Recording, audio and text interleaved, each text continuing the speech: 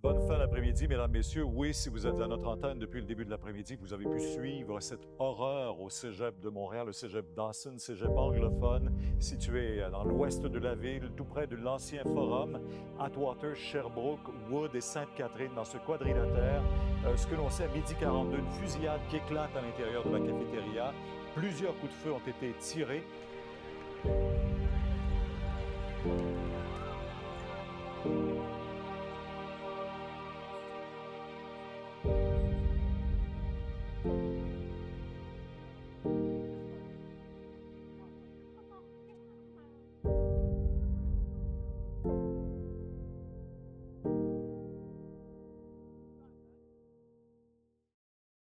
Le 13 septembre 2006, Montréal a été frappé par une tragédie qui a profondément marqué la mémoire collective du Québec. Ce jour-là, au collège Dawson, un établissement anglophone du centre-ville, un homme armé a ouvert le feu sur des étudiants sans défense. En quelques instants, une journée banale s'est transformée en cauchemar, plongeant la ville entière dans la stupeur et l'effroi. Avant d'entrer dans les détails de cette histoire, prenez un instant pour aimer cette vidéo et vous abonner et activer la cloche pour ne rien manquer des prochains récits. 19 ans après cette tuerie, nous replongeons dans les faits. On va retracer le parcours troublant de Kim Vergil et redonnons hommage aux victimes, aux survivants et à tous ceux dont la vie a été à jamais marquée par ce drame. Mais avant d'aborder les événements tragiques survenus ce jour-là, il est essentiel de revenir sur le passé de l'homme derrière l'attaque. Kim Vergil est né le 9 juillet 1981 à Lachine, dans la région de Montréal. Issu d'une famille d'origine indienne, récemment immigré au Québec. Il a grandi à Laval, une banlieue tranquille où ses proches le décrivent comme un garçon discret, poli et plutôt bon élève. Il poursuit ses études au collège Vanier, mais abandonne en 1999. Cette même année, il s'enrôle brièvement dans les forces armées canadiennes, qu'il quitte après seulement un mois. Ceux qui l'ont côtoyé à cette époque le décrivent comme sensible, généreux, parfois même idéaliste. Mais derrière ce visage ordinaire se cachait une profonde détresse intérieure. Sur son blog personnel, Kim Ver publiait régulièrement des photos de lui, vêtu de noir, posant avec des armes, fusil d'assaut, poignard, revolver. Les légendes qui accompagnaient ces images révélaient un mal-être grandissant, une obsession morbide et une colère silencieuse dirigée contre le monde. Peu à peu, à travers ses écrits, le portrait d'un esprit tourmenté se dessinait, celui d'un jeune homme en quête de sens, perdu entre la réalité et la violence qu'il idéalisait. Aux yeux de sa mère, Kim Vergil était un homme doux, préservé, passionné par la musique métal et la culture gothique. Mais derrière cette apparence tranquille, il nourrissait des intérêts plus sombres. Il possédait 3 armes à feu, toutes enregistrées légalement à son nom. Une carabine semi-automatique Beretta CX4 Storm, un fusil de calibre 12 et un pistolet Glock 45. Sur Internet, son ton devenait de plus en plus virulent. Il exprimait une haine grandissante envers la société qu'il décrivait comme corrompue, superficielle et peuplée de gens qu'il jugeait inférieurs. Sa colère ciblait particulièrement les gens normaux, les athlètes et surtout les forces de l'ordre, qu'il accusait de le surveiller depuis des mois. Les signes avant-coureurs, pourtant, remontaient à son adolescence. Au secondaire, il aurait signé le livre de finissant d'un camarade en remplaçant son nom par un seul mot, terroriste. Un geste troublant, presque préméditoire. Son blog personnel était mis à jour quotidiennement, parfois plusieurs fois par jour, avec des messages empreints de colère, de rejet et de désespoir. Au fil du temps, ses écrits devinrent plus sombres, plus explicites. Il révélait un esprit instable, en chute libre, se dirigeant lentement, mais inexorablement, vers le drame du 13 septembre 2006. Moins de 2 heures avant l'attaque, Kim Vergil naviguait encore sur Internet. Il lisait des théories du complot autour des attentats du 11 septembre, évoquait la guerre en Irak et partageait sa fascination pour les tueurs de Columbine. Ces 2 adolescents américains, auteurs de la tuerie du lycée de Columbine en 1999. Ils semblaient à ses yeux des figures emblématiques, presque des modèles à suivre. Le parallèle était glaçant. Comme eux, il se voyait incompris, isolé et prêt à frapper pour que le monde se souvienne de lui. Pourtant, rien ne laissait présager une telle explosion de violence. En décembre 2002, Gill avait été arrêté pour conduite avec faculté affaiblie et effraction mineure, incident qui lui avait valu une simple amende. Mais aucun dossier criminel, aucune alarme officielle. Aux yeux des autorités, il n'était qu'un citoyen ordinaire. Le 13 septembre 2006, tout bascule. Kimver Gill, âgé de 25 ans, entre dans le collège Dawson, boulevard de Maisonneuve, en plein cœur de Montréal. Il est vêtu d'un long manteau noir, coiffé d'un chapeau militaire, le visage fermé. Dans ses mains, une carabine semi-automatique Beretta CX4 Storm. Sans un mot, il ouvre le feu à l'entrée du bâtiment avant de se diriger calmement vers la cafétéria bondée. En quelques secondes, la panique éclate. Les cris résonnent et le chaos s'installe.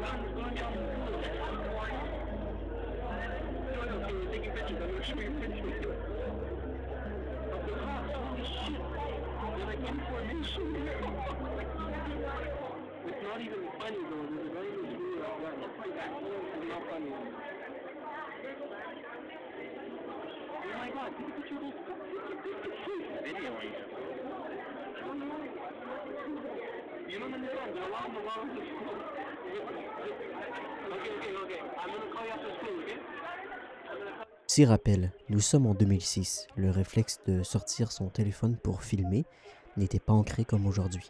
Ça va le devenir seulement 1 an plus tard quand Steve Jobs va prononcer cette phrase devenue culte. Today, Apple is going to reinvent the phone. Ce jour-là, Montréal plonge dans l'une des journées les plus sombres de son histoire. Il poursuit sa fusillade, avançant lentement à travers la cafétéria, l'arme levée. Mais ce que peu de gens savent, c'est que 2 policiers se trouvaient déjà sur place au moment où les premiers coups de feu ont retenti. Ils étaient là, par hasard, appelés quelques minutes plus tôt pour un simple accident de route à proximité du collège. En entendant les détonations, ils se précipitent vers le bâtiment, arme au poing. Ils se dirigent droit vers la cafétéria et engagent un échange de tirs avec Kimver Gill, qui à ce moment-là vise les étudiants terrifiés. Touché au bras, Gill vacille. Dans un geste désespéré, il attrape une étudiante et la prend en otage, en servant comme un bouclier humain. Un tir atteint la jeune femme au bras, puis, acculé, voyant la fin approcher, Kimver Gill retourne son arme contre lui et appuie sur la gâchette. Le silence retombe. À 12h48, l'intérieur du collège est sécurisé par la police. Les couloirs sont jaugés de sacs, de téléphones et de sang séché. À 13h03, le corps sans vie de Kimver Gill est transporté à l'extérieur. Aucune tentative de réanimation n'est effectuée. Sa mort est évidente. Les policiers qui ont riposté portent encore les traces de poudre sur leur gilet pare-balles. Ce qui m'avait marqué, c'était la couverture du journal. Le lendemain, le 14 septembre 2006, La Presse, un journal québécois, dédie 15 pages sur la tragédie de la fusillade au collège Dawson, avec plusieurs photos de l'événement, et on essaie de comprendre pourquoi Kimver Gill s'en est pris au collège Dawson. Et surtout, il y a une page qui m'a particulièrement intéressé, c'est cette page où Kimver Gill se fait une question-réponse. Il y a une question qui a retenu mon attention, c'est celle-ci, où la question est posée « Comment veux-tu mourir ?» Et il répond « Comme Roméo et Juliette, ou dans une pluie de balles. » Et je dois dire que c'est alarmant. Mais en sachant ça, ça ne pouvait que mal finir. Le 13 septembre 2006, il y a plusieurs appels qui ont été levés au 911 concernant un tireur à l'intérieur du collège Dawson. Il y a eu une multitude d'appels qui sont entrés. Il y a des appels qui concernaient une prise d'otage, d'autres appels concernant un tireur embusqué. Donc, tout ça a fait en sorte qu'on a des policiers qui se sont rapidement rendus sur les lieux et qui ont été en mesure de localiser très rapidement M. Kimvergill, qui sans aucune hésitation l'ont poursuivi à l'intérieur du collège. Au total, pour la gestion complète de l'événement de Dawson, lorsqu'on parle des patrouilleurs qui ont été les premiers rendus sur les lieux, lorsqu'on parle des enquêteurs qui ont pris charge de l'enquête, mais aussi qui se sont rendus pour aider certains témoins, lorsqu'on parle de l'ensemble des équipes de soutien, des équipes spécialisées qui ont été déplacées, il y a eu au total 386 policiers présents cette journée-là pour répondre à l'appel au collège Dawson. C'est ce qui est le plus beau à l'intérieur d'un métier comme on fait. Après toutes ces années, de voir l'engagement de notre personnel, de voir à quel point les gens ont cette passion-là. Lorsque l'appel est rentré concernant le collège Dawson, la majorité des policiers qui étaient affectés à d'autres tâches se sont dirigés sur les lieux pour aller porter assistance à leurs collègues. Et je vous dirais que c'est toujours très réjouissant de voir un niveau d'engagement tel de la part de nos policiers et policières. La fusillade a fait 2 morts et presque 20 blessés. Anastasia de Sousa, une jeune femme de 18 ans, étudiante en commerce international, elle a été atteinte de 9 projectiles. Selon ses proches, Anastasia aimait la vie. Toujours souriante, elle adorait sortir avec ses amis, danser, profiter de chaque instant.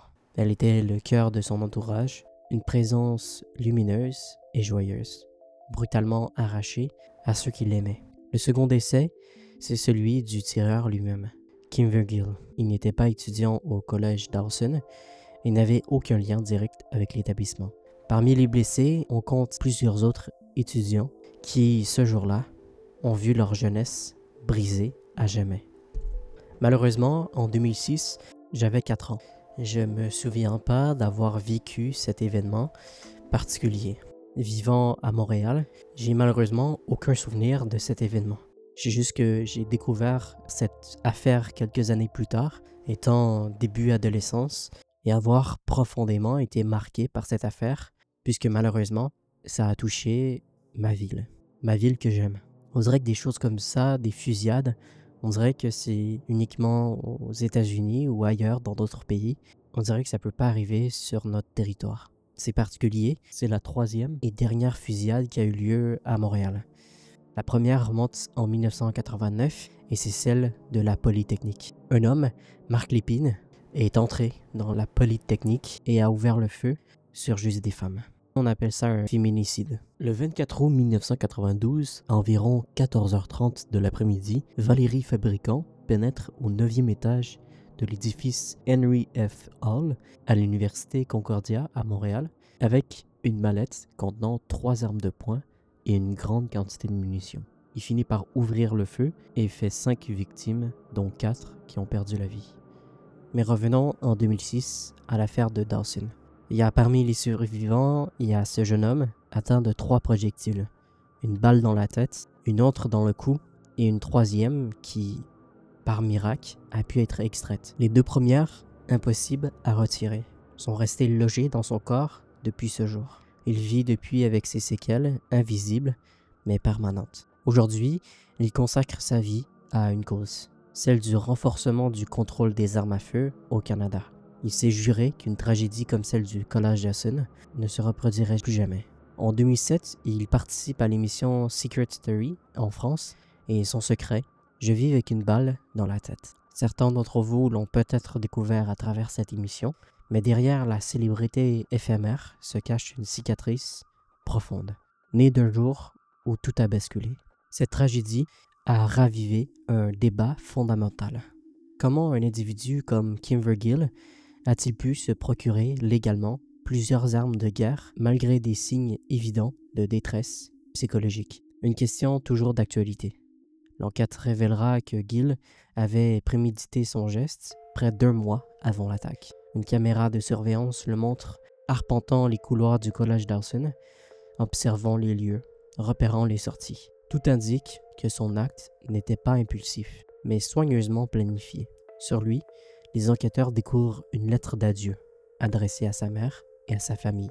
Il exprime clairement son intention de mourir le jour même de l'attaque. En ligne, Kimver Gill était particulièrement actif. Sous le pseudonyme Fatal, il fréquentait un site communautaire nommé VampireFreaks.com, où il partageait des photos sombres, des pensées morbides et des messages de haine. Il se décrivait comme l'ange de la mort. Il disait vivre à Québec, une ville qu'il jugeait correcte, mais sans intérêt. Dans ses récits, il exprimait une vision du monde profondément pessimiste, allant jusqu'à écrire « La vie, c'est comme un jeu vidéo. On doit mourir parfois. Je déteste ce monde. Je déteste les gens qui y vivent. Je déteste Dieu, les menteurs, les fanatiques. Je déteste tout. » Des mots glaçants qui témoignent d'un désespoir absolu et d'une haine sans limite. À la suite de cette tragédie, le Québec a réagi. Une nouvelle loi a été adoptée, la loi Anastasia, nommée en hommage à Anastasia de Sousa, la jeune femme de 18 ans tuée lors de la fusillade. Cette législation vise à renforcer la sécurité dans les lieux publics et à corriger les failles du système existant. Elle interdit désormais la possession d'armes à feu dans tous les établissements d'enseignants, les garderies, même en milieu familial, ainsi que dans les transports publics et scolaires. La loi Anastasia, c'est plus qu'un texte, c'est un symbole, une promesse collective née de la douleur, celle de plus jamais revivre un drame aussi dévastateur. Un hommage à une victime et un rappel à tous que derrière chaque tragédie, il y a des vies brisées, mais aussi, parfois, une volonté de changer le monde. Une plaque commémorative a été installée à l'entrée du cégep qui mentionne la tragédie et qui parle de cette murale que j'ai également filmée, qui se veut être une expression du sens que Dawson donne à sa mission éducative. Et c'est avec ce mot que se clôt la vidéo d'aujourd'hui. Merci d'avoir regardé cette vidéo. J'espère qu'elle vous a plu. Faites-moi savoir ce que vous avez pensé de cette affaire dans l'espace commentaire.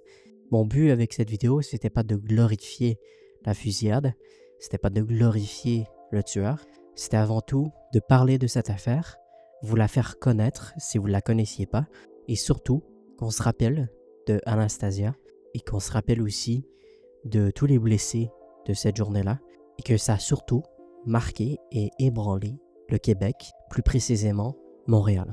Montréal va se souvenir de cette histoire, se souvient encore de cette affaire, même 19 ans plus tard, et c'est une affaire que, en tant que Montréalais, je n'oublierai jamais. Merci à tous d'avoir regardé. Si ce n'est pas encore le cas, je vous invite à vous abonner à ma chaîne YouTube, ça m'aide énormément.